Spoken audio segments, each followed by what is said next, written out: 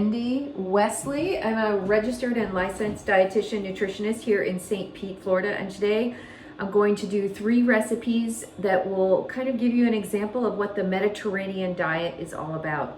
Every year, I'm trying to think of what publication does it. If anybody knows, please put it in the chat or just kind of chime in. Publication will, rank the best diets, and the Mediterranean diet every year wins. And so I find that there's a lot of confusion out there about what is the Mediterranean diet.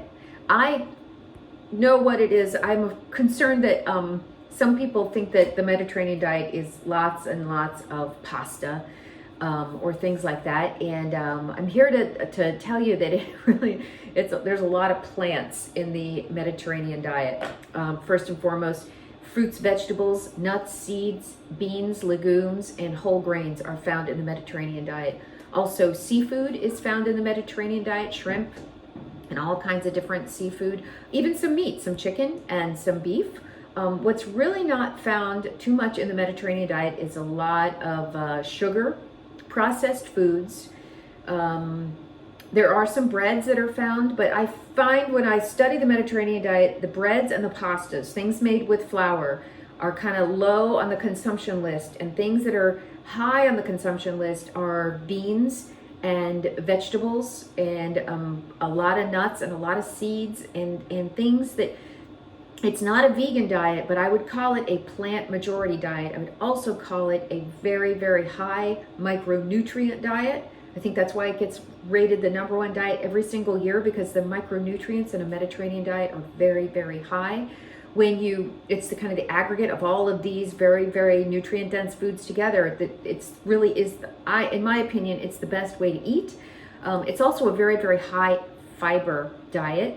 And with one of the things I'm going to make today, which is an olive feta tapenade, it can also be a very high fat diet. And I talk to people a lot about, I know in the 80s and 90s, we were scared to death of fat. And now it seems that I'm really shifting. I'm encouraging people to eat fat. That includes olive oil. To go ahead and just be generous with olive oil.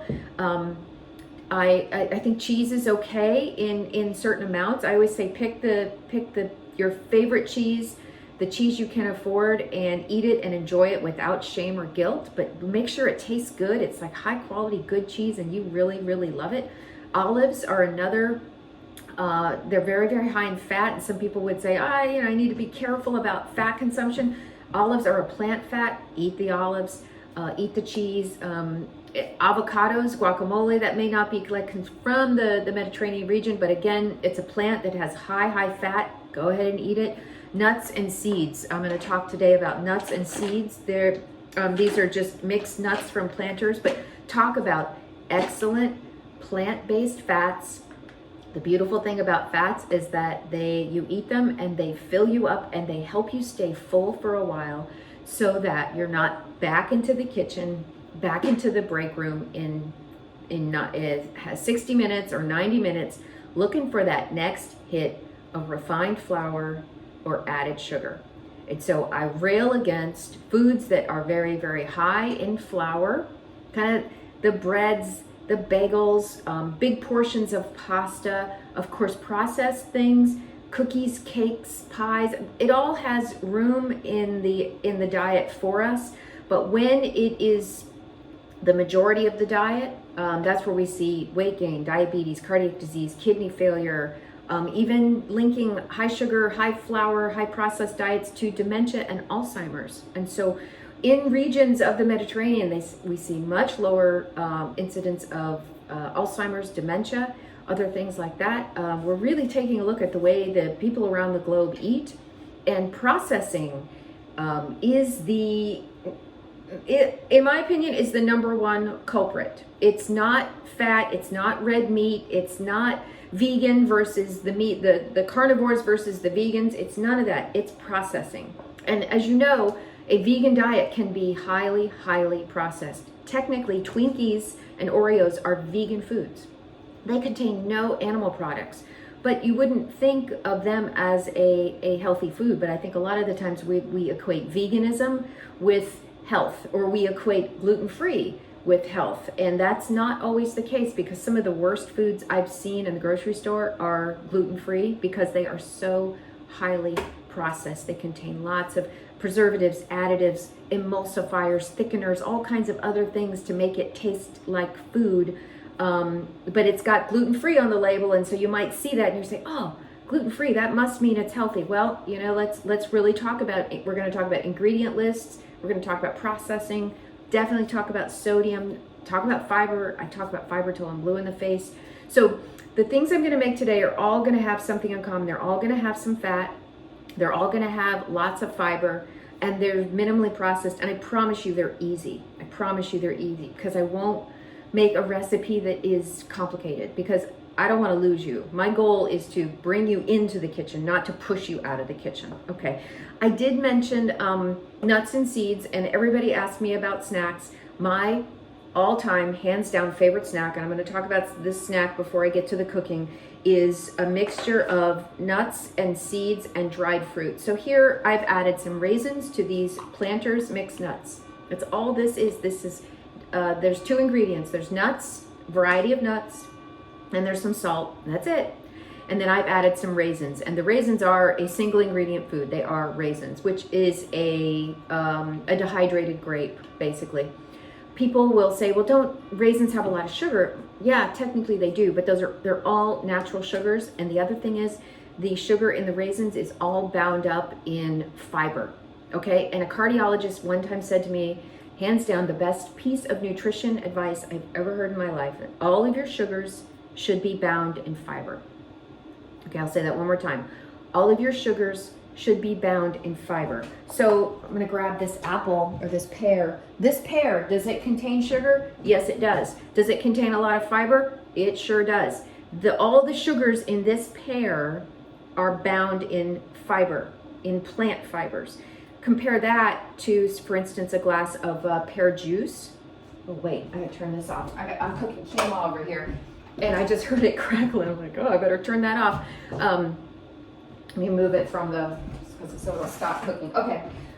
Compare this to a glass of pear juice, which will contain lots and lots of sugar, zero fiber. When that pear juice or apple juice or orange juice hits your stomach, immediately your pancreas releases insulin really, really fast, so that your cells can suck up that sugar. And then you get too much in the cells. This message goes back to the pancreas. It says, we need, or not to the pancreas, but to the brain, that says, we need more sugar. We sucked up all the sugar you gave us. It happened really, really fast, and we need more. And so our bodies are meant to handle the sugar found in a pear, okay? Because the sugar in a pear will bring us up nice and slow. Because the fiber, bring us down nice and slow. Contrast that, the sugar in a glass of pear juice, orange juice, or apple juice pops you up high, fast, quick, drops you low, quick, and what happens? You're starving to death.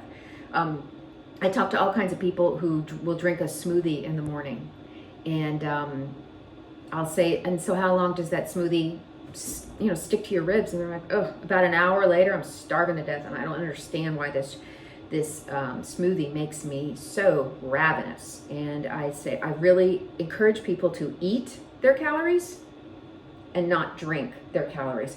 I do recommend 0-calorie beverages. Now, a lot of you may have this question, okay, what about artificial sweeteners? And I always say that's a personal choice.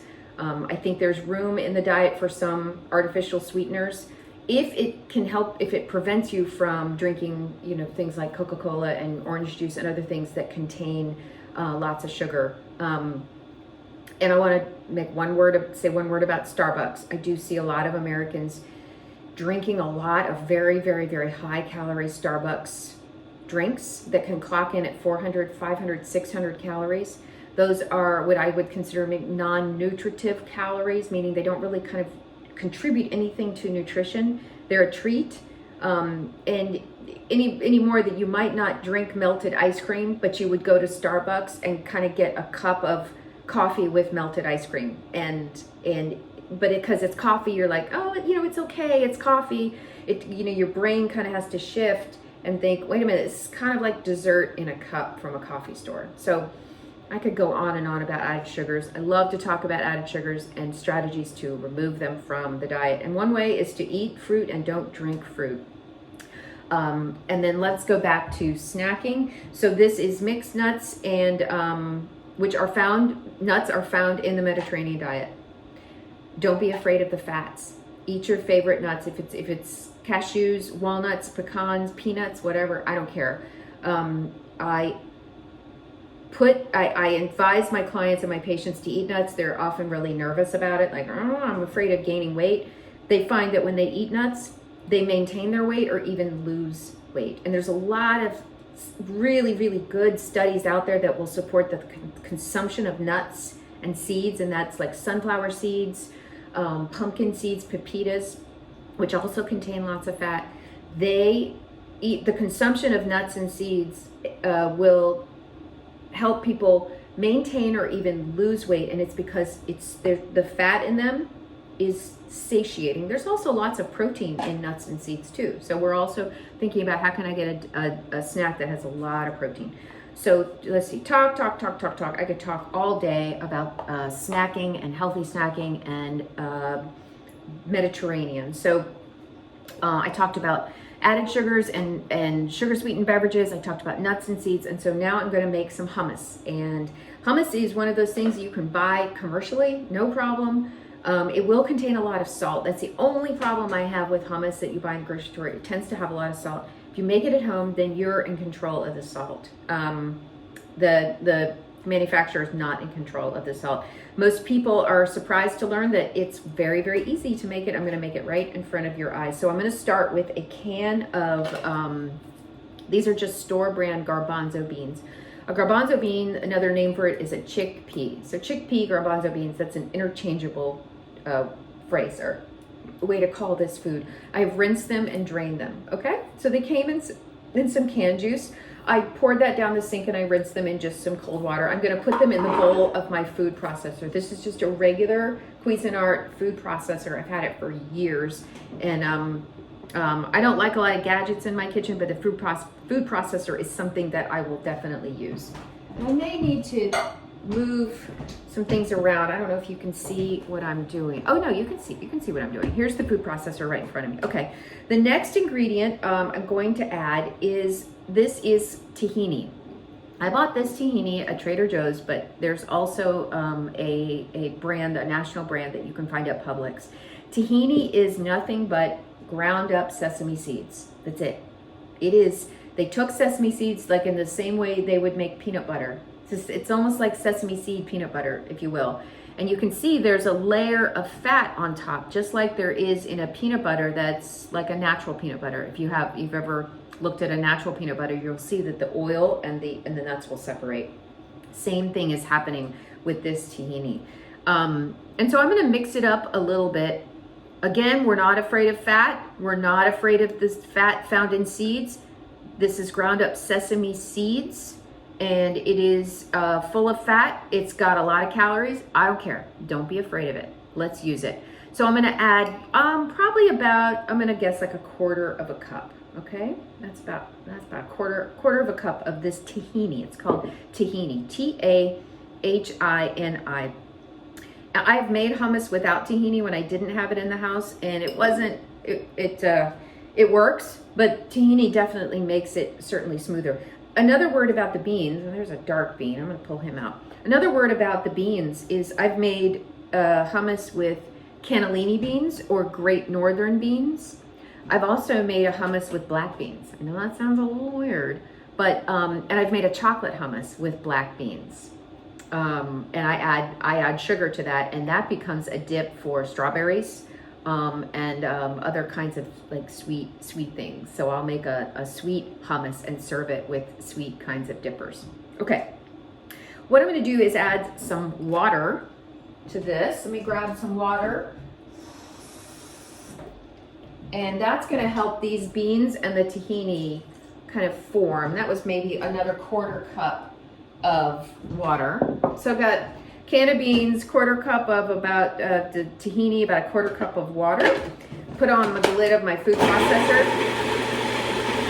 I'm gonna get it going.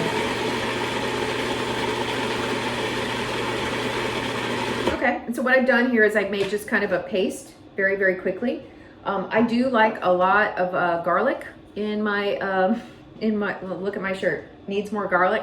I wore that today because another big feature of the Mediterranean diet is garlic. You don't have to add garlic if it's not your thing, but yeah, Mediterranean diet has a lot of garlic. So let me set this aside so I can show you how I'm gonna separate this garlic. So this is called a bulb of garlic.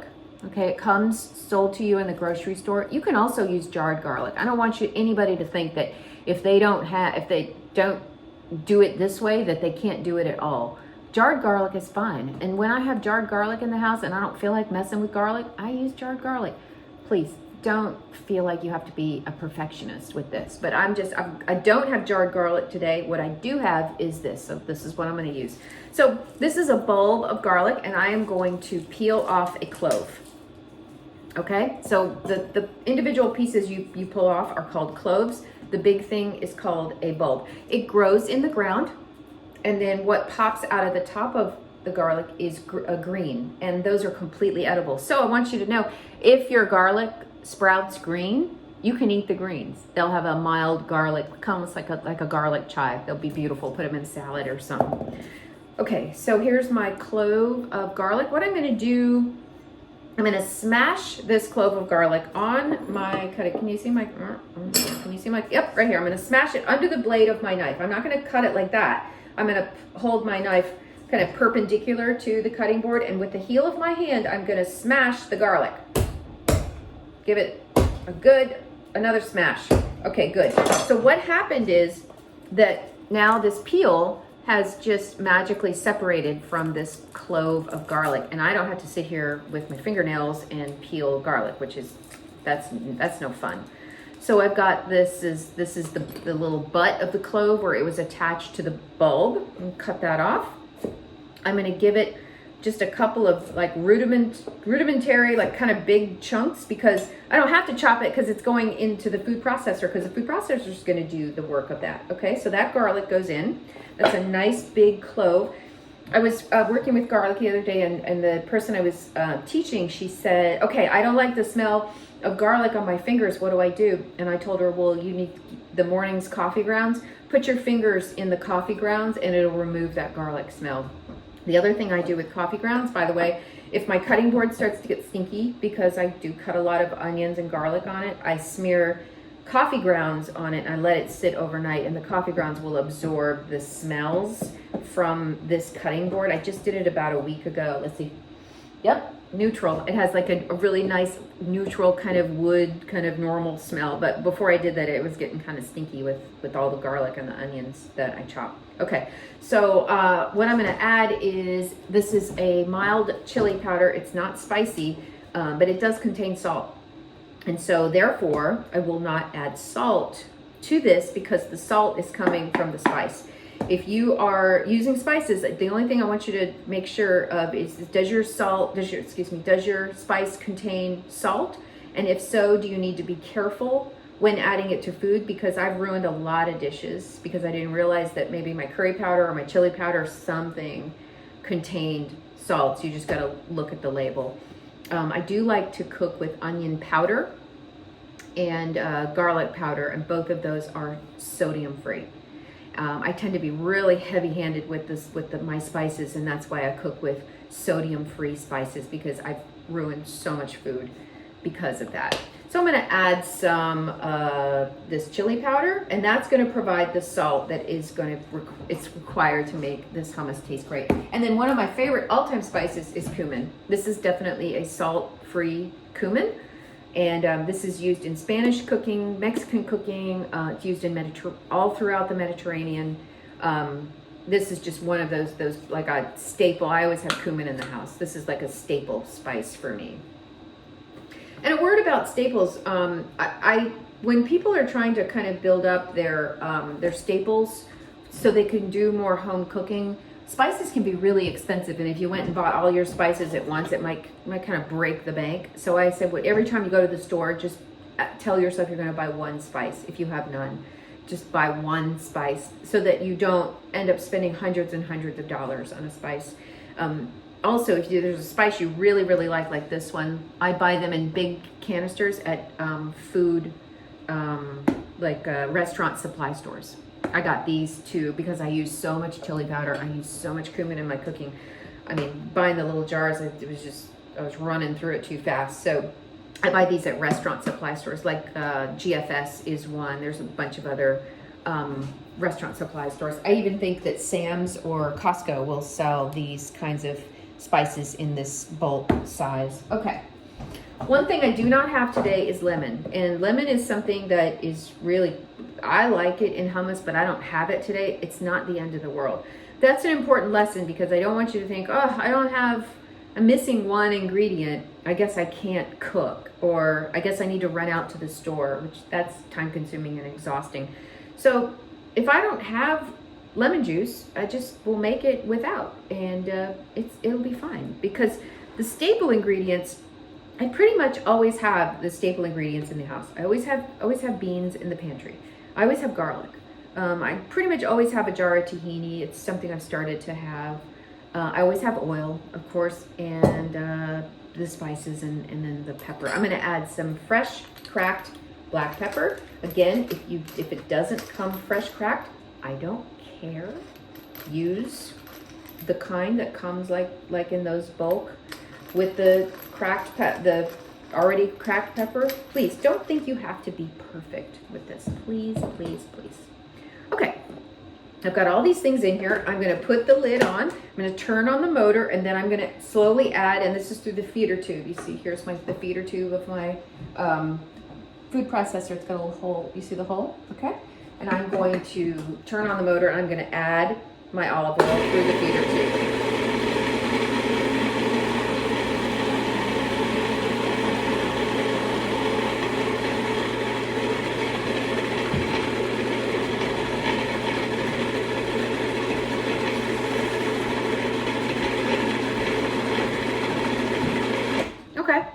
And that might be the consistency I want.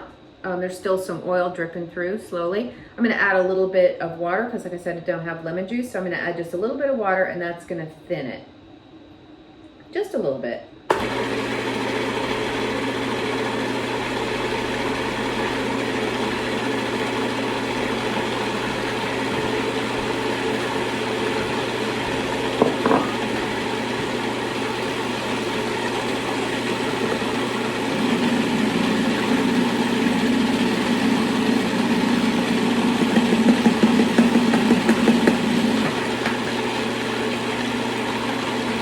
Okay, smells beautiful. I think it is ready to go. I have some Triscuits here. You could also use some pita bread. I have over here. I have some whole wheat pita bread that I just pulled out of my freezer. And then what you can do is this thaws. This is nice to keep in your freezer, something like this. It's whole wheat. It's not a refined flour, it's whole wheat. I think it tastes great. Thaws really quick. You could pop it in your toaster oven and then cut it into triangles, and then you'd have nice pita triangles that are whole wheat to go with your hummus. Or I'm a fan of Triscuits because they are just 3 ingredients. They're 100% whole wheat. They're a little bit of oil and some salt, and that's it. And that's as far as a cracker is concerned.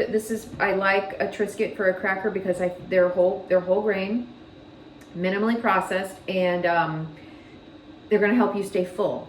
Because when these babies hit your stomach, they absorb a lot of water and they take up a lot of space. And I just think Triscuits and cheese, Triscuits and hummus, Triscuits and this olive tapenade that I'm going to make in a second. So let me taste this and see how I like it. How's the seasoning?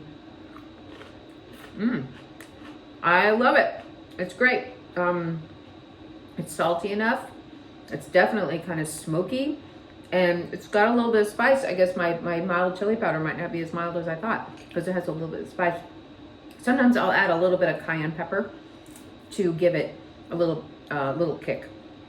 And so this would go into the fridge and sit, and then it becomes, the longer it sits, the funkier it gets because of the garlic. So if I came back and ate this in an hour, it would be so much funkier. And I think funky's good. Personally. Okay. All right. Any questions about hummus? The beans are interchangeable. You can use cannellini. You can use black beans. You can use the garbanzo that I did. I've even done a lentil hummus. So it's the beans. This tahini makes it kind of smoother. Got some oil. Let's see. I see a question. Oh, how are there questions in the chat? I probably should have been checking. I'm so sorry. Let me open the chat so I can see what's going on. I should have had the chat open. I'm so sorry. Okay. Okay. Going back to the coffee ground thing. Someone said that rubbing your hands on stainless steel also does. That's cool. I'd heard that, but I forgot it. So here is, let's see. No, my hands don't really stink anymore. But this is a stainless steel. It's a sharpening steel. I was going to demonstrate for you too how I hone my knife before I get to cutting, and I'll do that. But I wonder if my fingers did stink if I rubbed them on this stainless steel honing steel, if it would take away. Oh, it sure did. There was a little bit of garlic and it is gone. Excellent tip. Thank you for that. Basically what she said, rubbing your hands on stainless steel also does the same thing. That is absolutely true. And if nothing else, you can crush soda crackers in your hand and squeeze lemon and rub your hands together with the crackers. That is true. Lemon is another thing that will remove odors from your hands and your cutting board. I forgot to mention that. Thank you for saying that. Also works for fish. Thank you for adding that. Let's see, I see here, studies have shown garlic and onions help reduce the risk for cancers, and particularly those in the GI tract. Anecdotally, the more garlic and onions I eat, the better I feel. Now that's just anecdotally. And I find that eating a diet that's full of onions and garlic, I don't get sick a lot. I should knock on wood, definitely knock on wood. But I'm gonna look at that article. I do find that the properties of onions and garlic, I'd have to look at the article, but anecdotally, when I'm feeling good is when I'm eating lots of garlic and onions. Yes, I agree. Okay, thank you for the link to that. I definitely want to look at that. Let's see, I'm moving down. Please feel free to ask any questions. That's from Nathan. Okay. Understanding the Mediterranean diet, recipe, meal plans, and more from US. Oh, US News is the source. Okay. I'm sorry, I'm just going back and reading these. And then how long, so we have a question, how long can you keep it in the hummus in the refrigerator if homemade? I've gotten 2 weeks out of this. I think it's because the garlic retards bacterial growth. I find that foods that contain lots of garlic, they just don't grow a lot of bacteria and mold and get stinky and funky. Again, that's anecdotal, but I never throw away hummus, and I've gotten about 2 weeks out of it. Also, if I made it with lemon is also, because it's very, very acidic, can retard the growth of bacteria. So, okay, I'm going to set this aside. Any more questions about hummus? All right, let me set that aside. Okay, let's make an olive tapenade next. And then after that, I'm gonna make a tabbouleh. So an olive tapenade it's not, I wouldn't say it's so much of a recipe, but it's kind of a method. Meaning that you could use, today I'm gonna use a Spanish olive or a manzanilla. Am I saying that right? Manzanilla. It's the green ones with the pimento. It's like a Spanish olive. That's what I'm going to use today because that's what's in my fridge. I have also made this tapenade with black olives. I'll be honest, I prefer, just my personal preference, I prefer a green olive to a black olive. And then I'm going to chop up these olives, the pimento included. Now, pimento is the red thing here. And a pimento is nothing but a roasted red pepper. That's all it is, and it's going in the tapenade. And then I've got some great feta cheese. So a tapenade is just gonna be a mixture of olives and some feta cheese. You kind of mix it all together and it just makes this great, amazing dip that, again, we can use our Triscuits for, or we can use our whole wheat pita bread. Great. People say, like, what's a good kind of a snack, like, I don't know, 4 o'clock, 5 o'clock in the afternoon. Some people like to come home and they have a glass of wine and they want a snack, but they don't really want to ruin dinner. Something like this, if you made it and had it in the fridge, this feta cheese olive tapenade would be nice. If you had some wine, maybe have a little bit. You'll find you'll get full. I mean, I don't know anybody that can just overeat on olives and feta cheese, because you get to the point where you're like, I'm good, I've had enough. Compare that to like snacky, like chippies and I don't know, other kinds of highly processed things. You could just kind of plow your way through an entire bag of that stuff or carton of that stuff and kind of never get full. But on something like this, you're gonna get full. You're gonna get full. So let me get to chopping my olives.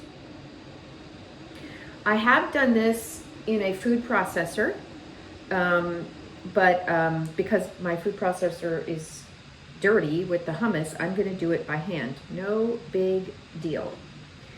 And I'm just going to kind of get in here, and hopefully they don't roll away from me. The ideal way to do this is in the food processor, but I just have the one food processor, so I'm gonna do it by hand.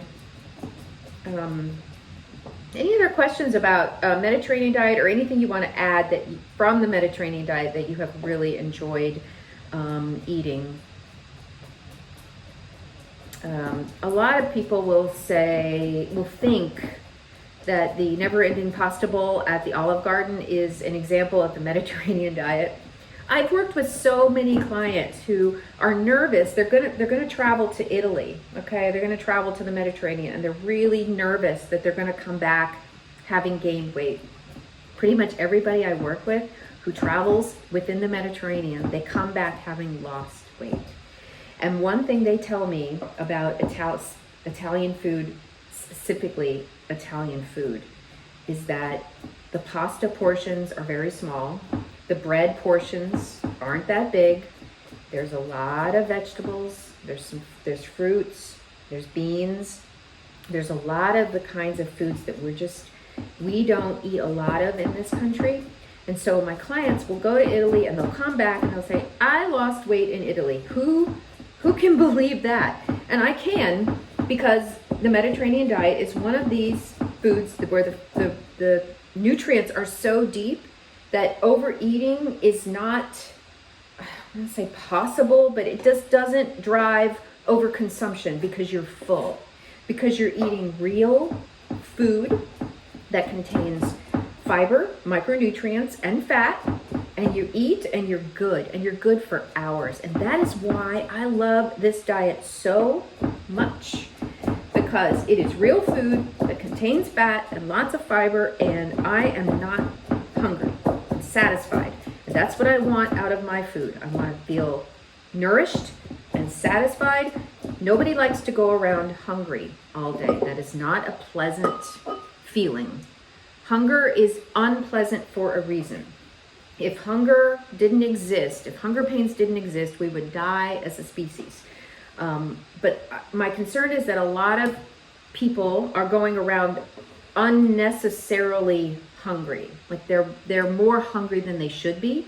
And it's because they're consuming a lot of foods that have lots of flour, like refined white flour, and lots of added sugars, like those Starbucks drinks I was talking about, which can just I call it, you get on the sugar train, and the flour is included with that. You get on the sugar train and you go around what I call peckish all day long. You're like, give me that next hit of sugar, give me that next hit of flour, and you're never satisfied. That doesn't feel good. It doesn't feel good to go around hungry all day, and it's not the natural state. We are not supposed to go around hungry all day.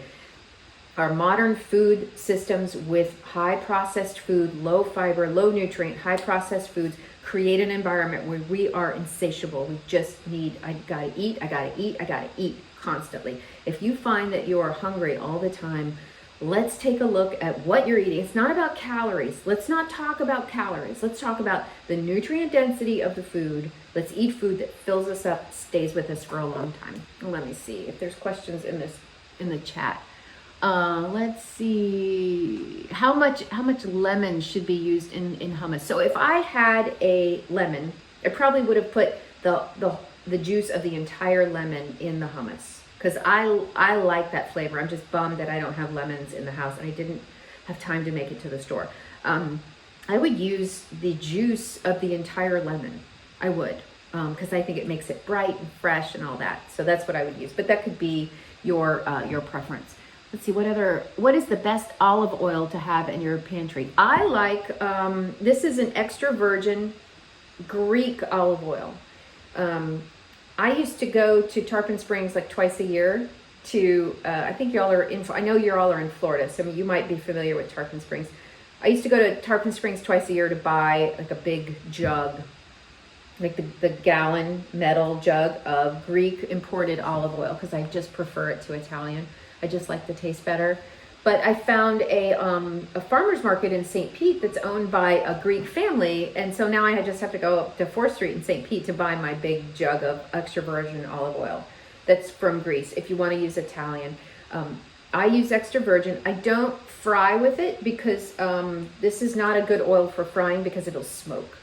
So when I'm doing when I'm making like a stir fry, I will use a canola or a vegetable oil. So I typically, at my stove right over here, I have extra virgin olive oil for like this purpose for my hummus. And then I'll have a canola or just a vegetable oil for that that high temp frying. I also make popcorn on the stove and I would never make popcorn with this because it would smoke. I would use that canola oil or vegetable oil to make the popcorn on the stove. I make a vinaigrette in like an old jelly jar. Like where's this? If I didn't already have like 10 jars in the fridge or in the cupboard, I would save this and I would make a vinaigrette in this jar. And that would be, that's another, let's talk about the dressings, vinaigrettes for the Mediterranean diet. Okay, 3 parts oil to 1 part acid. I would pour the oil in here. I would pour either lemon juice or vinegar. And I'd throw some garlic and salt and pepper and some spices and I'd put the lid on and shake it, and that would be a beautiful, beautiful vinaigrette. And that stores in the fridge for months and months, and I have never thrown away vinaigrette. It's never gone bad on me. So I always have some kind of vinaigrette in the fridge. I have some right now. So that's a vinaigrette for salads or other kinds. You can pour it over fish, you can pour it over grilled meats. It's gorgeous for all kinds. Pour it over pasta, all kinds of things. So again, that's 3 parts oil, 1 part acid. If you want to lighten it up, you can do, 50-50. Half oil, half acid. It'll still be amazing. And that acid is either a vinegar or a lemon juice. Okay. Talk. I could just keep going. So I chopped up my olives and I'm going to grab some feta cheese. Okay. Feta cheese is one of those nice things. It just crumbles. Don't have to chop it. It just crumbles. So I'm just going to crumble this feta cheese in the tapenade, or in the olives. Okay. Very, very messy. And then mix it up. If you want to add a little oil to kind of add some moisture, you can do that to help it all kind of stick together. I'll do that. I'm not going to add salt. Please, God, don't add salt because both the olives and the feta cheese are, very high in salt. But we're not going to, yeah. What type of feta do you recommend? Well, this is just a feta from Trader Joe's. And I bought it thinking it would be so-so, but it's actually really good. I was impressed with this. That market I mentioned where I buy my olive oil, they sell a pound of gorgeous imported feta for $6 a pound, which is a very, very good price for a pound of cheese. So you may want to find a specialty market too, Mediterranean specialty market or Greek specialty market, and they will sell that feta, and you'll see it. They store it in like a big tub of its whey, its water and milk proteins, and that helps it stay fresh. But this is just Trader Joe's. Again, when I was really just kind of really learning, I'm gonna wash my hands real quick. When I was learning how to cook Mediterranean food, I used to have to go to specialty markets to buy feta and tahini.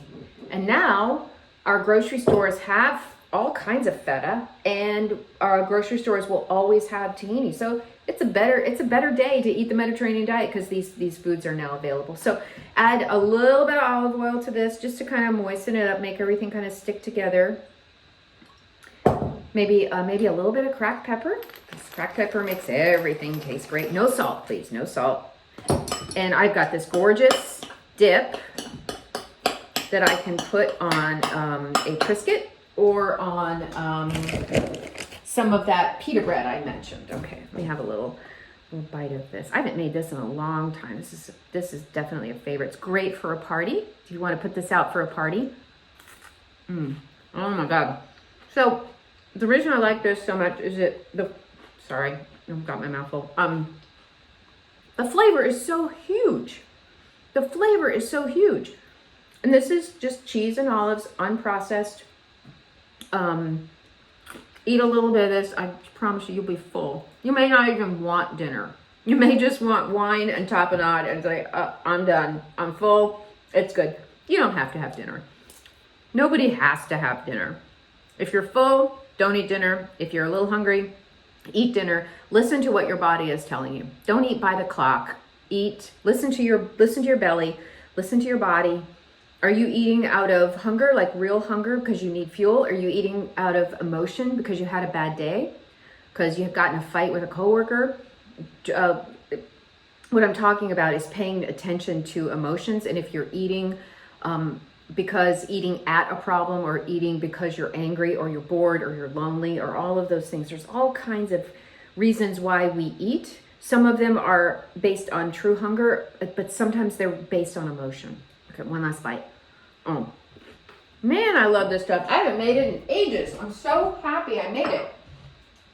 Okay, lastly, what I'm going to make is a tabbouleh. Now, a tabbouleh is a great method. Again, there's that method word. Where the greens I'm going to use in the tabbouleh today, you're probably going to be very surprised, are collard greens. Okay, you're probably thinking, aren't collard greens? Let me move. Okay. Oh, this is a good point. One thing, she says, one thing to keep in mind, feta is goat or sheep cheese. A lot of store-bought feta is bovine. That's a very good point. I don't have my wrapper. I threw it away. I'm assuming my Trader Joe's is bovine. I'm assuming, because that's at least expensive way to make cheese. Thanks, Matt. I did not know that. Yes, I will echo that. Thanks, Matt. I did not know that. Okay, so I'm all caught up. So I'm going to use collards. You're probably thinking that is crazy. Collards are a Southern food. Yeah, we do use collards in Southern cooking. I have made tabbouleh with basil, cilantro, parsley, of course. That's probably the way you know tabbouleh. But this is a salad, by the way. I'm making a salad. But it's not the kind of salad, this is why I like this so much. It's not the kind of salad that you have to eat right away, or else it'll get mushy. This is the kind of salad you make, and you put the dressing on it, and you put it in the fridge, and I can get a good week out of my tabbouleh. It'll last a good week. So for your tabbouleh, you can use the spinach, you can use a mustard green, you can use kale, either curly kale or any other kind of, there's all kinds of varieties of kale. That basically tabbouleh is just a method. It's a green, and it's some aromatics, which is garlic and onion, or just garlic or just onion. Again, it's so interchangeable, and it's a grain. In this case today, I've cooked some quinoa, and I'm going to use quinoa as my grain for my tabbouleh. Now, you've probably had tabbouleh with couscous, which is little dots or little pellets of pasta. They're actually little pellets of pasta. I like to use quinoa because it's a bit heartier. It stands up a little better, and it is also much, much, much healthier for you than couscous, because quinoa is a seed. Here's the bag. Quinoa is a seed. which means it's very high in protein. Seeds are very, very high in protein. That's why quinoa has, like, of all the grains, it's not technically a grain, it's a seed. But of all the grains, nobody can touch the protein that's found in quinoa. Nothing. And so the serving size here is a 1/4 cup of this stuff. I'm going to assume it's a 1/4 cup cooked. I wish they would do a better job of telling me whether that's cooked or uncooked. The protein in it is 6 grams. That's a lot for a grain, okay? So let's see, I've got my collards. I'm using collards because collards are what I have. Again, getting back to what's in the fridge, not freaking out if you don't have the perfect ingredients, being able to punt in the kitchen. Like, what do I have? And that's why method cooking, in my opinion, is so important, because method cooking enables us to just kind of cook from the hip, if you will. Do I have collards? Yeah. Do I have a tomato? Sure. How about an onion? Got an onion. Always have olive oil. I can make a tabbouleh. And then if you keep grains in the house, I recommend always keeping some grains in the house as your staples.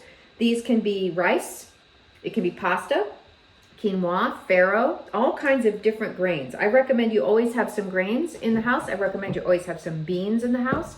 I recommend that you have some kind of garlic in the house, always an oil in the house, of course, salt and pepper, always onions. These are just kind of your basic staples. And then I always have a freezer full of meat. I always have shrimp, I always have chicken, I always have some kind of meat in the fridge, so I can pretty much say, God, what do I feel like cooking? And I don't have to run to the store every time I want to cook, because I've got great staples. So what I've done is I've taken these collard green leaves, ripped them off the stems, and what I've done, I've rolled them into kind of like a roll or I call this a pocket. And then from here, I will just chop. And what I'm doing is I'm making these cute ribbons and that I will then turn and chop some more. Okay, so you see, look at, let's just show you. Look at these pretty, these are collard ribbons. And so as a garnish, they're very, very pretty, because you can just kind of use these collard ribbons to just kind of garnish. And so then I'm going to turn them and then do some more chopping. Again, this is something I could do in my food processor, but my food processor is currently occupied with hummus. So I'm just gonna give it a really nice fine chop. This is my trusty wooden cutting board. One thing I recommend if you wanna cook fast and happily and joyfully in your kitchen is that you get a nice big wooden cutting board like this, or they sell them at all the kitchen stores, Bed Bath & Beyond, online, and leave it out. Don't put it away. Leave it out, because I find that when my cutting board is out, it just kind of removes a step. I don't have to go look for the cutting board. I don't have to drag it out from underneath the cupboard. One thing, years and years ago, this cutting board, I used to put it away every time I was done using it. This actual cutting board, and I dropped it on my big toe. And I almost broke my big toe. And that's when I stopped putting away the cutting board, is because I dropped it on my big toe. And then now ever since then I've left it out, and I'm like, that makes sense, because it's just I just grabbed the knife and the food and I'm cooking. Okay, so I've chopped my collards, gonna put them in this bowl. Okay, now these are the greens for the tabbouleh. I know that sounds weird, but stay with me. It's actually very, very good. Okay, I've got a tomato. I am going to dice this tomato. If you don't have tomato, it's not the end of the world. If you have bell pepper, you can put some diced bell pepper. Again, tabbouleh is a method. It's a method. It's not a set recipe that you have to just adhere to. Feel free to experiment, to try different things. Again, when this is in the fridge, you just grab it and you grab your Triscuit or you grab your pita, and you're just eating this beautiful salad. It's kind of like a dip, or almost like your tapenade. So it's kind of like a salad. Also, it's really beautiful if you grilling some meats, like grilling some chicken or fish, if you want to put that on top of the tabbouleh on top. Okay. So I love it when I have some tabbouleh in the fridge, and it's there and it's ready for me. And so we're talking about nutrient density. Boy, I don't know if anything could even touch the nutrient density of a dark green leafy vegetable, and that includes our kale, our collards, our mustard greens, our spinach. Vitamin A, vitamin K, very, very, very, very high. Vitamin C, lots of fiber. So I'm going to add this tomato to my collards. I know it's weird. Stay with me. I have an onion. If I didn't have an onion, I wouldn't add it. It's like, that's what I mean. It's like whatever you got, you just kind of throw it in the tabbouleh. Okay. Let's see. This is the root end of the onion. Oh, I'm getting close to time. I better hurry up. And then this is where it was coming up out of the ground. The green was coming up out of the ground. This is a gorgeous purple. Look at that. Look at that. I don't know if you really can see that color. That color is just, it's amazing. So what I'm going to do is cut the top off. And I do this so I have a flat surface. Okay, I like to teach people to cut flat. If I turn it flat and it's not wobbling around and I'm not trying to cut a wobbly thing, right down the middle of the root. Oh, look at the purple on my knife. Like, gorgeous. Right down the middle of the root with the heel of my hand. I've got lots of good downward pressure with the heel of my hand right down the middle, cutting flat, safe, force down. Beautiful. See, now I've got these two gorgeous halves of this beautiful purple onion. Got a little bit of area over here that's a little wonky. Just gonna cut that off. It got a little, that's it. I'd like to talk about this onion. It had a little area that was kind of looking a little wonky. I just cut it off. It doesn't, you can, with all kinds of vegetables, don't throw them away because they have a little bit of blemish. Just cut it off and use it. It's okay. Nobody's going to die. And we also are not contributing to food waste when we do that, when we use foods that are not perfect.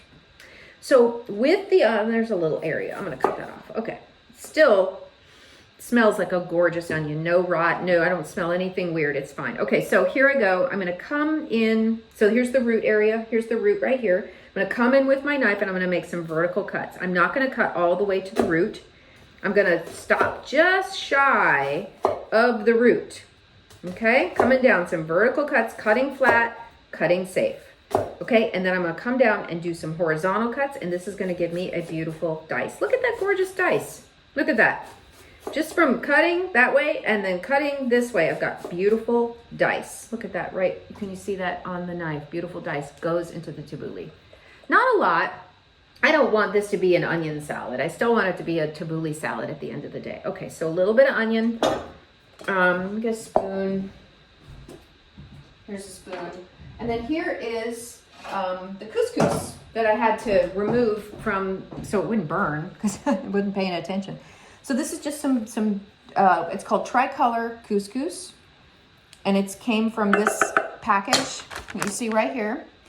Quarter cup of this is 6 grams of protein, very, very high, and the fiber is 3 grams. Okay, very, very good. Of course, 0 added sugars. Single ingredient food. The ingredients are white quinoa, red quinoa, black quinoa. This is not processed. This is not a processed food. This is just good old-fashioned quinoa. Cooks up so simple. It cooks up so easy because it's just, it's a 2-to-1 ratio. So I'll do a 1 cup of water to a half cup of couscous. Or if I want more, I'll do 2 cups of water and 1 cup of couscous. Very, very easy. So I'm going to add just a little bit of couscous. Did I say couscous? Quinoa. Sorry, quinoa. Add a little bit, not much. Okay. Oh, I could also add feta to this. Feta in your tabbouleh is excellent, excellent. So I'm going to mix. Oh, this is so pretty. I'm going to show this to you in a sec. Okay. All right. So here I've got my quinoa, which is very pretty. Okay. The tomato, the green, and the purple. You look at all these. I don't know if this is really doing it justice, but it's beautiful colors. I am going to add a little bit of salt because there is no salt in this. A little bit of salt. Salt will bring out the flavors. I'm going to throw in some olive oil. That's my dressing. If I had lemon juice, I would have had some lemon juice. Unfortunately, I don't. Not the end of the world. And some fresh cracked black pepper. Again, the longer this sits, the funkier it gets, which is a good thing. The onions will kind of do their magic. And then I've got a beautiful tabbouleh salad that will keep in the refrigerator for a good week that I can eat on, again, with my crackers or my tabbouleh, my tapenade. And after work, this would be a great snack that would stick with me for a long time. Let's see, oh, thanks, Wendy. Okay, that's all. Yeah, so we're getting to be like 12:58, so we've got 2 minutes. Anybody have any questions? I'm gonna have a bite of this.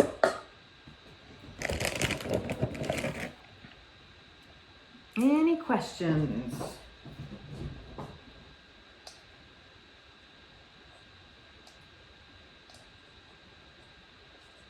Come on. Oh, love that. Oh, God. I haven't had that in a while. All the dishes look delicious and easy to make. I learned so much from you. Thank you, Lynn, for saying that. And Tanya said, thank you, Wendy. Great recipes. Tara, thank you. Thank you very much. You're always such an attentive audience. I love you guys. The other groups I talk to, it's like, oh my God, I don't even know if anybody's there, but you guys are always paying attention. I love this Swift Mud people. I think it needs a little bit more salt. Any more questions? If not, we'll wrap up. It's 1 o'clock. Maybe you can try some of these recipes tonight.